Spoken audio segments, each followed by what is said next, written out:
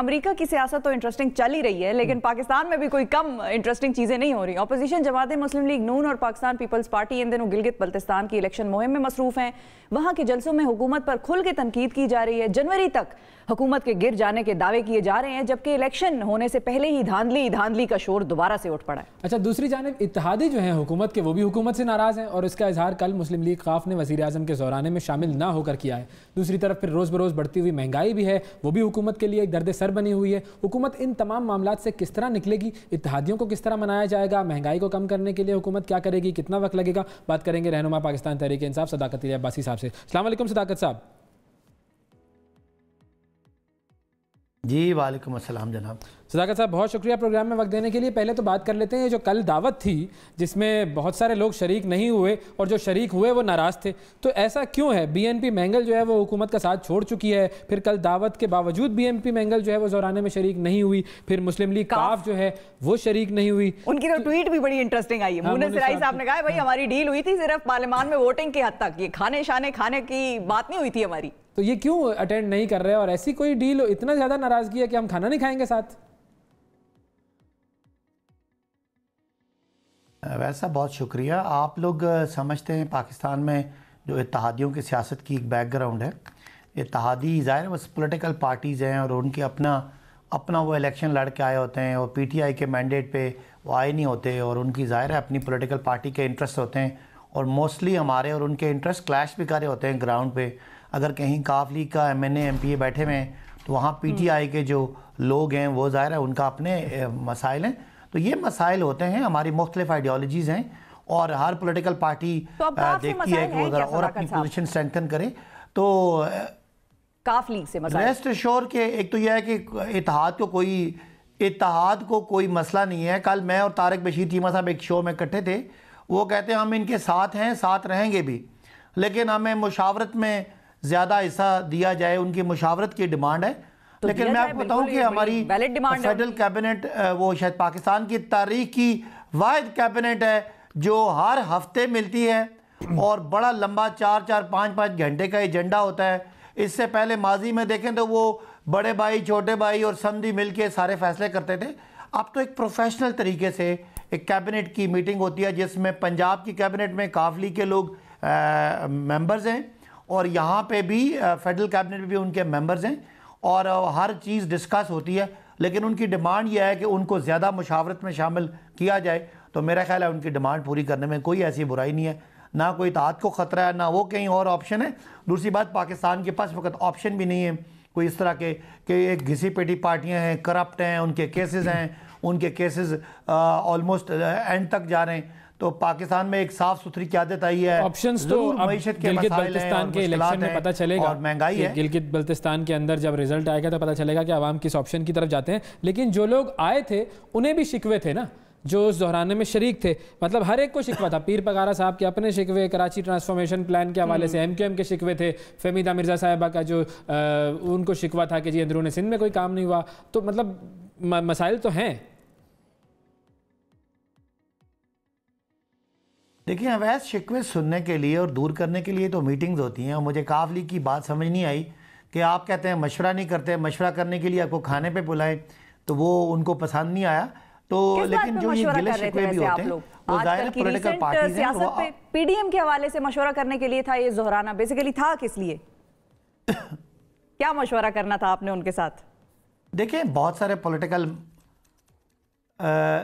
بہت سارے پولیٹیکل معاملات آتے ہیں، اپوزیشن کی ایک شور شرابہ بھی ہے، ملک کی اداروں کے خلاف بیانیاں بھی ہے، اور وہ پی ٹی آئی تو بڑا اس پہ ہارڈ آ رہی ہے، اور اس میں قاف لیگ کا بھی بڑا موقف ہے کہ جو پی ایم ایل اے نے جو بیانیہ عدلیہ کے خلاف اور فوج کے خلاف پکڑا ہوا ہے، اس کے خلاف ایک اسٹریٹجی کی ضرورت ہے۔ جس طرح پاکستان کی سیاست کی بجائے ریاست میں حملے ہو رہے ہیں، تو اس کے لیے ہم سب کو مل کے اس کو کاؤنٹر کرنا ہے۔ پی ٹی آئی اکیلے بھی تنہا بھی اس کو مقابلہ کر سکتی ہے، لیکن مختلف سوچوں کے، مختلف ریجنل جماعتوں کے، مختلف سوچ کے لوگوں کو اکٹھا ہو کے اس بیانیے کے خلاف ایک قومی بیانیہ بنانے کی ضرورت ہے۔ اس حوالے سے ہمیں ان کی مشاورت کی ضرورت بھی ہے، اور یہ مشاورت جاری بھی رہے گی۔ اچھا صداقت صاحب، ایک اور بڑا امپورٹنٹ پوائنٹ ہے کہ عمران خان صاحب کی چودھری شجاعت اور پرویز الہی صاحب سے آخری ملاقات کب ہوئی تھی؟ دیکھیں یہ ملاقات تو پرانی ہے، لیکن ان کے طارق بشیر چیمہ صاحب ان کے سینئر موسٹ ممبر بھی ہیں اور وہ ہماری کیبنٹ کے وفاقی وزیر بھی ہیں. وہ ہر ہفتے عمران خان صاحب سے ملتے بھی ہیں، اور میرا نہیں خیال کہ آج کل کے ٹیکنالوجی کے دور میں کوئی فزیکل 1-on-1 ملاقات نہ بھی ہو تو رابطہ اور اس کا پیغام رسانی کے بڑے اور ذرائع ہیں، اور میرا نہیں خیال کہ ایسی ضرورت کبھی انہوں نے محسوس کی ہے. اگر ابھی وہ محسوس کر رہے ہیں تو اس کو ریسیپروکیٹ کیا جائے گا. مطلب میں اس لیے یہ کہہ رہی ہوں کہ عمران خان صاحب جب بھی لاہور جاتے ہیں، جب سے جا رہے ہیں تب سے ان سے ملاقات نہیں ہوئی. اب ٹیکنیکلی تو ایک طرح سے دیکھیں تو سینئر سیاستدان ہیں دونوں. چودھری شجاعت صاحب کا تو ایک ویسے ہی ایک کیلیبر ہے اس سیاسی ہمارے اس میں پورے ایرینا میں، تو ان سے تو ملاقات کے لیے خان صاحب کو جانا چاہیے تھا، یا ان کو بلوا لیتے کہ بھئی میں آپ سے خاص طور پر ملنا چاہتا ہوں، لاہور آیا ہوں. تو یہ چیزیں امپورٹنس دیتی ہیں، یہ آپٹکس کے لیے ہوتی ہیں. مطلب اگر ان کی آپ مونے سلائی صاحب کی ٹویٹ دیکھیں تو اس میں بھی ایک ناراضگی کا ایک پہلو ہے کہ بھئی ہم نے جو ڈیل کی تھی وہ ہم اس پہ ہم پوری طرح سے کھڑے ہیں آپ کے ساتھ، اس کے علاوہ ہم آپ سے کچھ نہیں مانگ رہے. آپ کے سوال میں جو آپٹکس ہے جس کو اردو میں دکھلاوا کہتے ہیں، اگر دکھلاوے کے لیے کرنا ہے تو وہ میرا خیال ہے کہ ہمیں سب کو سمجھنا چاہیے کہ عمران خان جو ہے وہ ایک ڈیفرنٹ پولیٹیشین ہے. اور میں سمجھتا ہوں کہ پنجاب میں بھی اور مرکز میں بھی جب اہم ترین وزارتوں پہ کیو لیگ کے لوگ بیٹھے ہوئے ہیں اور ہر ہفتہ وار ملاقاتیں ہوتی ہیں، تو کوئی اگر ایسی پیغام رسانی ہو تو وہ ہو بھی جاتی ہے. اور اگر آپ کی مجھے خواہش لگتی ہے کہ ان کی ملاقات ہو جائے تو میرا خیال ہے خواہش کے مطابق ملاقات ہماری سوچ اکٹھی ہے. دونوں مطلب وزیر، ایک طرف وزیر اعظم خان صاحب کی ہم بات کر رہے ہیں، وہ بھی ایک نان کنونشنل پولیٹیشین ہے، اور دوسری طرف چودھری شجاعت صاحب کی بات اس لیے کر رہی ہوں کہ وہ بھی ایک سینئر پولیٹیشین ہے. ہم نے تو ہمارے کلچر میں ہے نا یہ کہ جاتا ہے محبت بڑھتی ہے، انسان جاتا ہے تو اگلا محسوس کرتا ہے کہ میری عزت مجھے دے رہا ہے. تو اس لیے یہ چیزیں ضروری ہوتی ہیں، تھوڑی بہت کچھ سیاست سیکھ لیں. جی اب میرا جواب سن لیں شفا. اب آپ یہ تو نہیں کہنے لگے کہ آپ ہمیں سیاست سکھائیں. گورنمنٹ بائی ڈیفینیشن کیبنٹ کو کہتے ہیں. آپ سن لیں نا گورنمنٹ کا مطلب کیبنٹ ہوتا ہے، اور کیبنٹ میں ہر طرح سے کیو لیگ، اس میں پی ڈی آپ کا جو یہ ہے سندھ ڈیموکریٹک الائنس اور ایم کیو ایم، یہ سارے جو ہے یہ سارے اس کا حصہ ہیں. They are part of the government, they are part of cabinet. ان کی ہر بات، ہر سوچ، ہر مشورہ اس میں شامل ہے.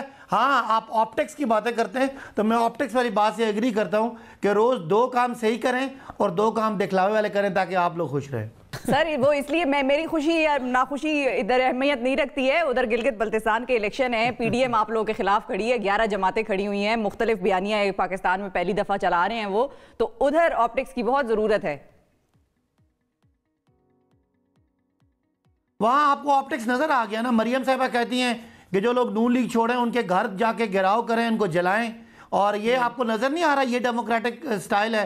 اور پہلے سے ہی وہ بہانے بنانا شروع ہو گئے ہیں. اگر الیکشن ہم جیت جاتے ہیں تو الیکشن ٹھیک ہوگا، اگر ہم ہار جاتے ہیں ہم کہیں گے دھاندلی ہوئی. یہ تو آپ کو نظر آ رہا ہے جیسے کہ تو ہم ابھی وہی بات کر رہے تھے، یہ تو ہیومن نیچر ہے صداقت صاحب. ٹرمپ بھی یہی رونا رو رہا ہے ادھر امریکہ میں بیٹھ کے.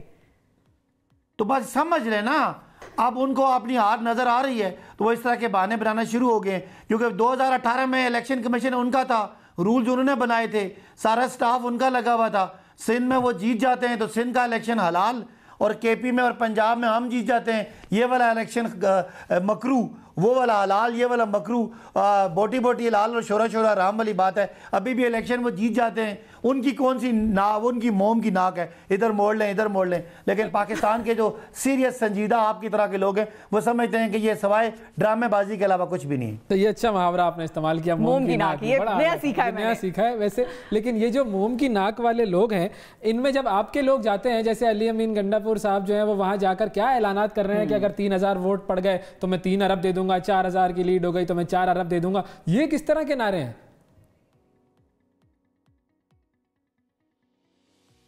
دیکھیں سیاسی ماحول ہے اور سیاسی نعرے چلتے ہیں. اگر آپ نے مریم صاحبہ کی بات کا جواب نہیں دیا کہ جو نون لیگ کو ووٹ نہیں دے گا اس کے گھر کا گھیراؤ کریں، اس کا گھر چلا دیں، تو وہ ظاہر ہے. آپ دیکھیں نا یہ ڈیموکریٹس ہیں اور یہ آپ کو اداروں کی اور پتہ نہیں کس کس کی صفائیاں اور بڑے بڑے آپ کو آئین اور قانون اور جمہوری اخلاقیات اور جمہوری اقتدار کی باتیں کرنے والے جب اس طرح کی باتیں کریں گے تو اس دوران میں علی امین تو ویسے ہے اس طرح کے دبنگ بیان دیتے ہیں.